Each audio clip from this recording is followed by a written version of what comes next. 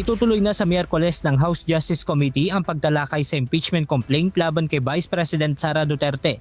Sa pagdinig, inaasahang harap ang National Bureau of Investigation o NBI kaugnay ng isinasagawa nilang investigasyon sa ginawa umanong pagbabanta ng pangalawang Pangulo sa buhay ni Pangulong Ferdinand Marcos Jr., First Lady Lisa Araneta Marcos at dating House Speaker Martin Romualdez.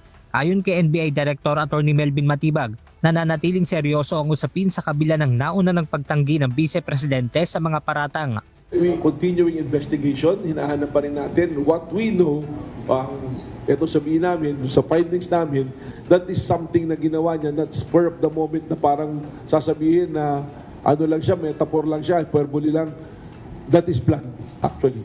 So alam namin na meron talagang kinausap, but we want to find out who is that person. May mga hawak na nila silang ebidensya sa ginawang pagbabanta ni VP Sara na kanilang ipepresenta sa Kamara.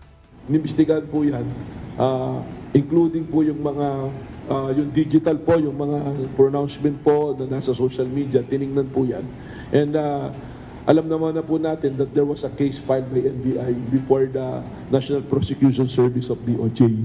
So that will cover testimony, and we will also bring the documents at saka video recordings na pina-authenticate po sa National Bureau of Investigation. Samantala, iniimbestigahan din ng NBI ang isang lalaki na nagkomento sa live broadcast ng Radyo Telebisyon Malacanang o RTBM habang nasa isang public event si Pangulong Marcos Jr.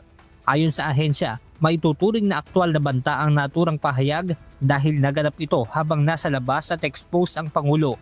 Dapat umanong mahuli ang nasabing individual para malaman kung ano ang kanyang motibo sa kanyang naging komento.